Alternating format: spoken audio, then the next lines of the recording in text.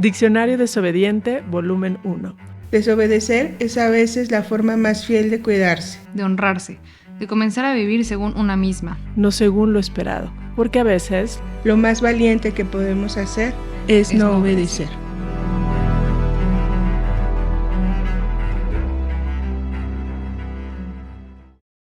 ¿Cómo están? Estamos en los micrófonos. Irene Barajas, fotógrafa. Andrea López, astróloga.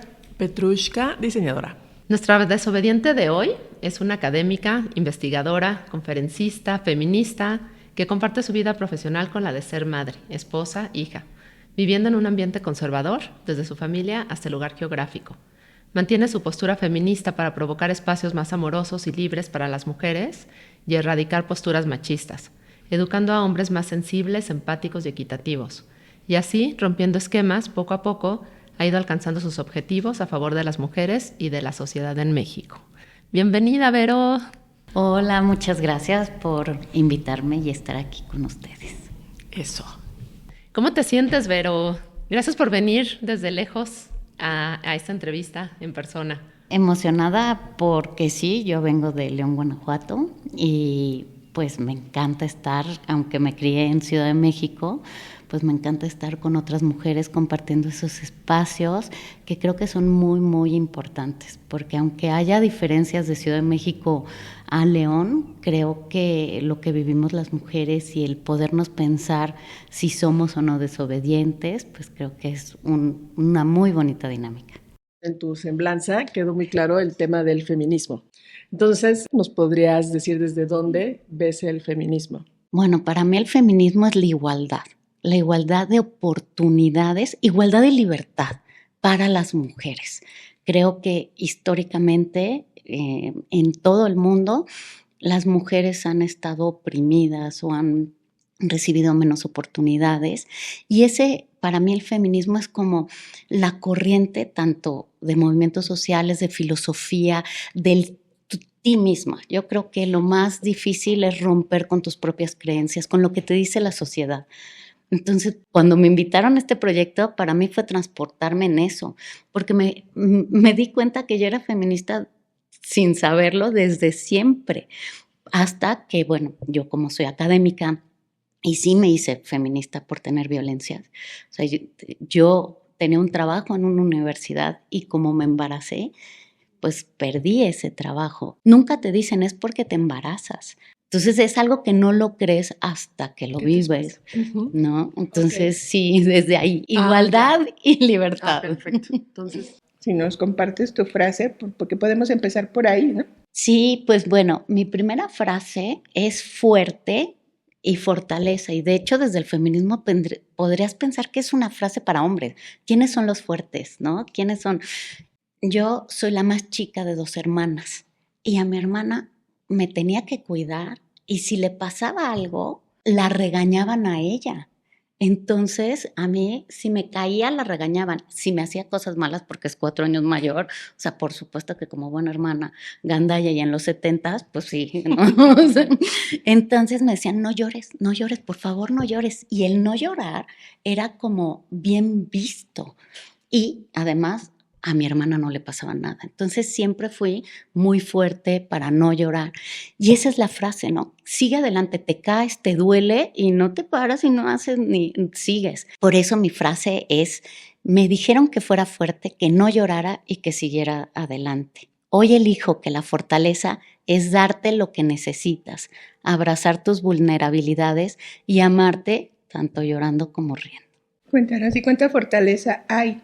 Porque me decías hace un rato antes de iniciar a grabar, yo lloro muy fácil, ¿no? Todo lo que no lloré, ahorita lloro y sin pena. Mi hija no entiende cómo en una película yo lloro. Es muy liberador llorar. Y ya no da vergüenza. Evidentemente, es como un antes y un después, ¿no? Y lo haces como desde mucha conciencia, ¿no? Y muy liberador para ti. Sí, y bueno, les decía, tengo una hija y un hijo. Entonces, educar también para que él pueda llorar, ¿no? Para que puedan expresar, para que sea cariñoso, ¿no? Esas partes que a los hombres no los dejan, ¿no? Tienes justamente una hija y un hijo, ¿no? O sea, ¿y la educación para ellos cómo es? O sea, ¿es igual o tienes haces distinciones? Yo creo que hay dos cosas. Es igual en términos de principios y valores. Y las distinciones también van ahorita que ya están empezando en la adolescencia o que ya están en estas cuestiones que el grupo es más importante. Mi conflicto, por ejemplo, con mi hijo es qué masculinidad va a crear. Entonces yo le decía, eres un ser muy tierno, muy lindo, créate desde ti, no desde lo que te pide la sociedad. Y a la niña mis miedos siempre son las violencias. Por ejemplo, nunca le he dicho nada de cómo se viste, si se le ve mucho, si tiene escotes, pero mi miedo siempre es que es mujer. Entonces sí parten los miedos distintos, así son hombres, así son mujeres. ¿Y en qué momento, qué pasó en tu vida que decidiste que estaba bien desobedecer? En sexto de primaria yo iba en una escuela de monjas y yo quería ser padre. Y me dijeron que no podía ser padre. Y me decían, pero puedes ser monja, como todas las de la escuela. Y yo decía, yo no quiero ser monja, hola, ¿quién quiere ser monja?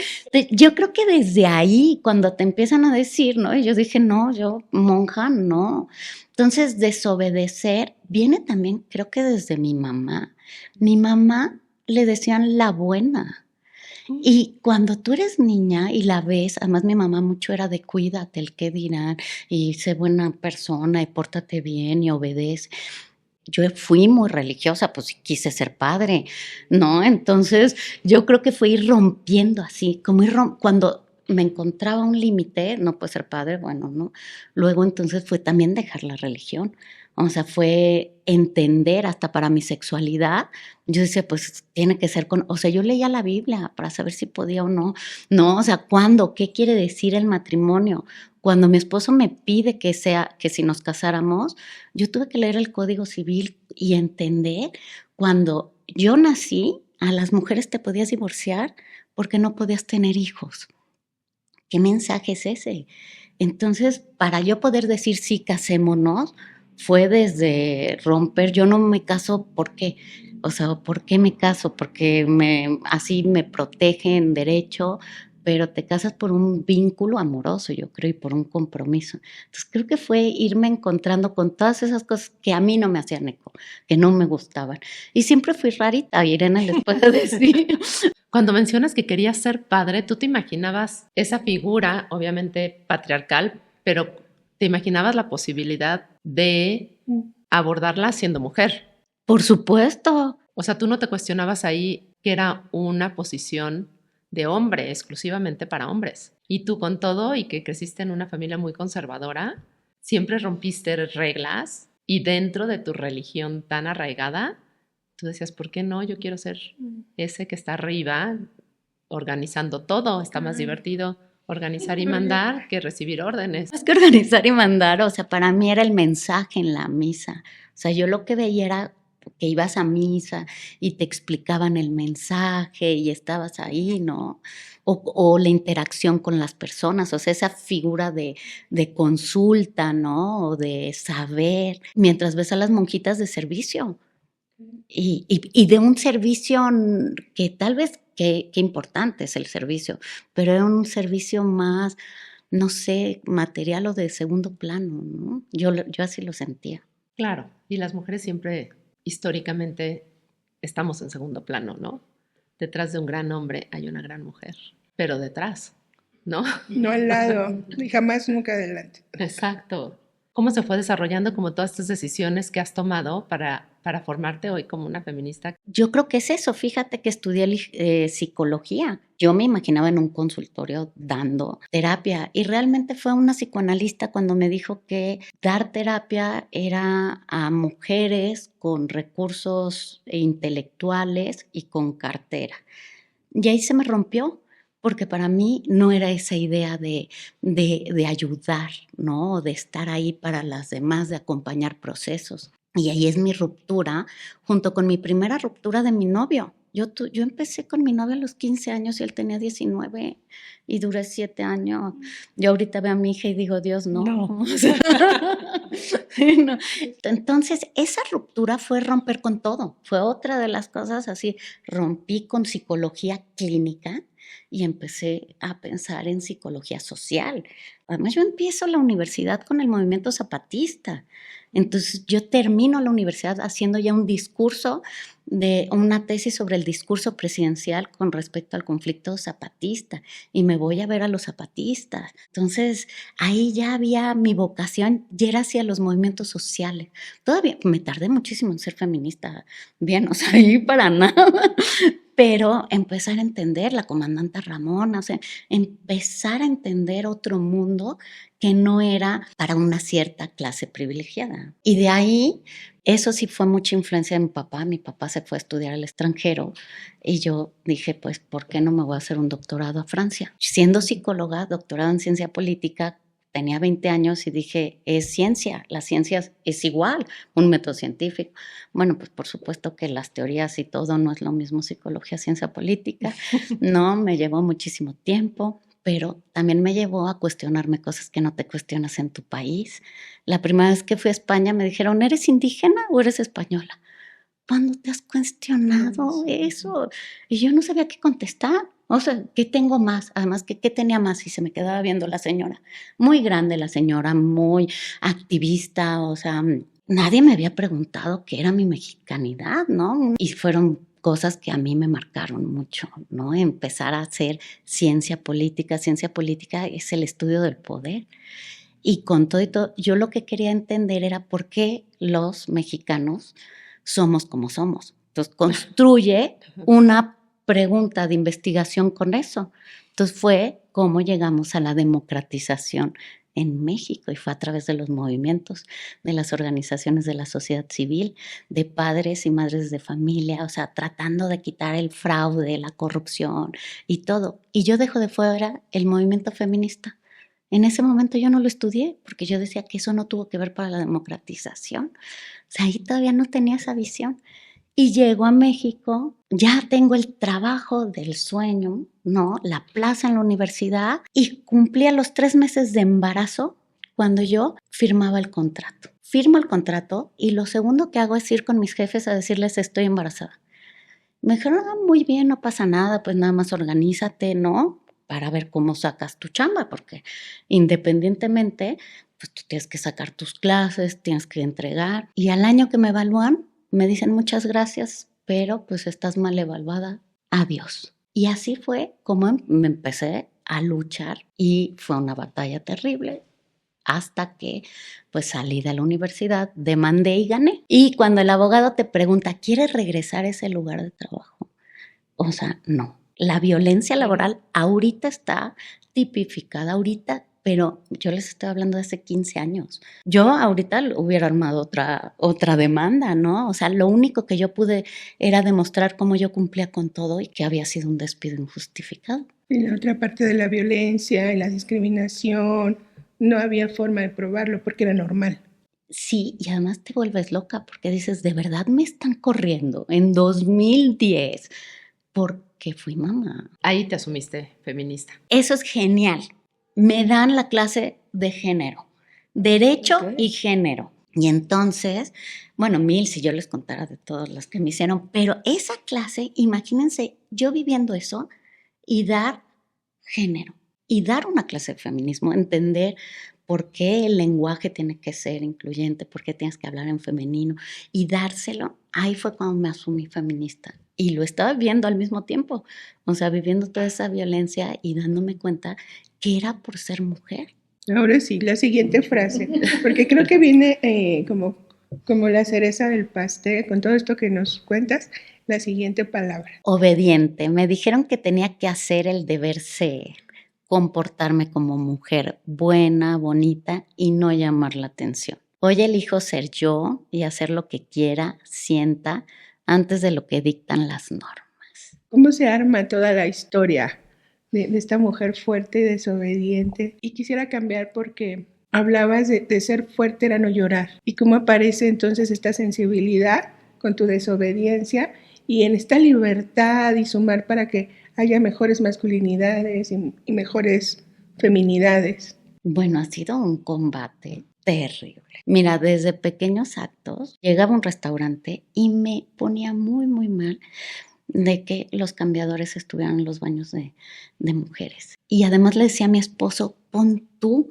en el librito de opiniones o de quejas y demás, ponlo tú, porque si yo no estoy contigo y demás, ¿dónde cambias al niño? O sea, el beneficio es para ti, no es para mí. Porque yo ahorita puedo decir, yo no lo cambio, yo arréglate. De hecho, una vez lo hice en la embajada gringa, y cambié a la niña y en medio de todo el mundo y casi me matan. Y me di cuenta cómo eso está asumido lo hacen las mujeres y hay muchos espacios que no entienden la complejidad que es ser mujer. Entonces me volví más sensible en todo, en lo que veo. Todos los servicios que yo contrato son mujeres. Si ya llego a un hombre es porque, bueno, sí busqué varias opciones y no me acomodé. Pero son acciones así como de enfocar que sí no tenemos las mismas oportunidades y buscar ayudarnos entre nosotras. Y con los hombres me cuesta un poquito más trabajo. De hecho, una vez hace poco con ustedes, cuando hicimos una reunión, dije, me cuesta trabajo trabajar con hombres porque todavía no sé cómo a veces hacerles entrar. Eso que dijiste fue machismo. O sea, ¿cómo te estás burlando? Y son luchas que a veces sí las hago y otras veces prefiero no hacer esas batallas. Pero enfrente del estudiantado o así, sí, claro, siempre lo hago. Con las nuevas generaciones, porque mi papá, yo digo que mi gran pérdida es mi papá. O sea, mi papá es muy, no es pérdida, sino de poder hacerle ver, ¿no? Que ese machismo nos afecta hasta él. Creo que es eso, y asumirme tal como soy. O sea, hablaba una vez de cómo nos juzgan más por cómo nos vestimos a las mujeres.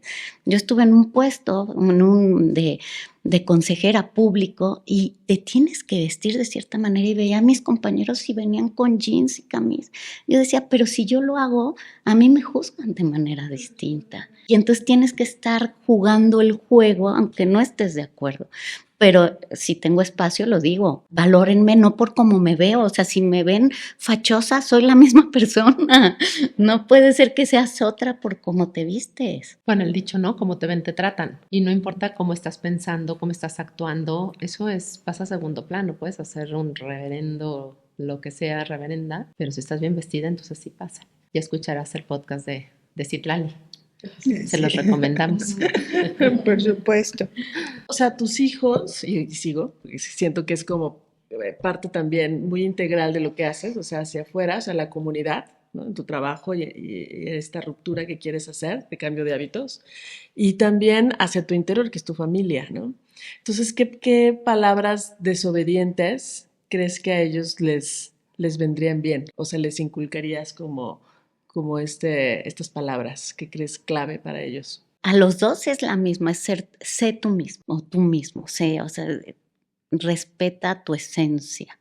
Y creo que justo hablábamos un poco de que si éramos raros o no, ¿no? Y me decían, claro que no somos raros. Y le digo, mi hijo se dejó el pelo largo, y lo tenía más largo que mi niña y yo. Y le digo, ¿tú crees que eso es normal? O sea, y para que él se lo dejara largo, yo le dije, yo no tengo problema siempre y cuando tú no lo sufras, no tengas problema. Y él sí un día le dijeron, es que pareces Sor Juana. Y le digo, qué bonito insulto. Claro. Entonces creo que esas palabras para mí es el respeto, sé tú, o sea, más que la sociedad. Por ejemplo, Naila no se asume feminista, no es combativa, no, nunca la ves maquillada, pero por elección, o sea, la ves, es ella, finalmente es ella. Y yo creo que ese es el feminismo, o sea, puedes desear, hacer lo que quieras, pero siempre que sea tuyo y no que sea un mandato. Pues muchas gracias, Vero. ¿Hay algo más que quieras agregar?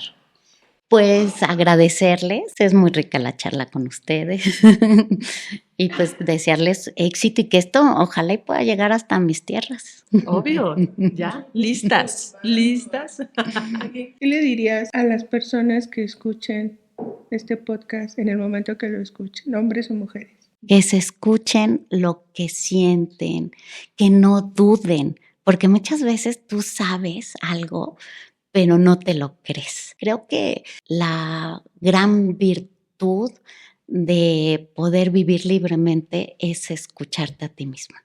¿Qué le dirías a los papás y a las mamás? ¿Algún consejo para educar a sus hijos de manera libre sin que les importen como estos regímenes sociales? Yo creo que el mejor consejo es estar cerca, conocer qué les preocupa, qué no les preocupa y hacer preguntas críticas, o sea, devolverles. Lo haces porque quieres, es lo que te gusta, porque te gusta, está bien, está mal. O sea, entablar mucha conversación. Y eso tiene que ser desde antes, porque cuando ya son adolescentes, ya lo que menos quieren es tu consejo. Sí, ya.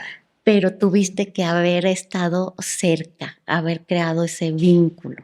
Entonces, creo que es un acompañamiento más de lejos, pero ya sembraste los principios y los valores. Creo que es crear un vínculo fuerte a través del diálogo, de conocerlos, porque muchas veces a mí lo que me enseñaron es, ve qué es tu miedo y no se los pases a ellos. Poder como diferenciarte entre ellos son otras personas y tú, y crear un gran vínculo a través del diálogo. Y bueno, nosotros nos vamos despidiendo. ¿Cómo te gustaría despedirte? Ay, pues contenta y alegre. Creo que esta plática con ustedes pues siempre es una revisión y me gusta ese venir de lo que me pasó a mí hacia ir hacia otros padres, otras madres, hacia quienes nos escuchen. Bien, quisiera invitar a quien nos escuche a que si hay una palabra que los haya limitado, que hayan resignificado, que nos comenten, que nos compartan, síganos en nuestras redes sociales. Esto lo estamos construyendo todas y todos. Pues muchas gracias, Vero, por estar aquí. Estuvimos Irene, Andrea, Petrushka. Y Vero, y les invitamos a que nos sigan escuchando este podcast y los que vienen, y también los anteriores, y que compartan con nosotras sus experiencias y opiniones. y juntas construimos El Diccionario Desobediente.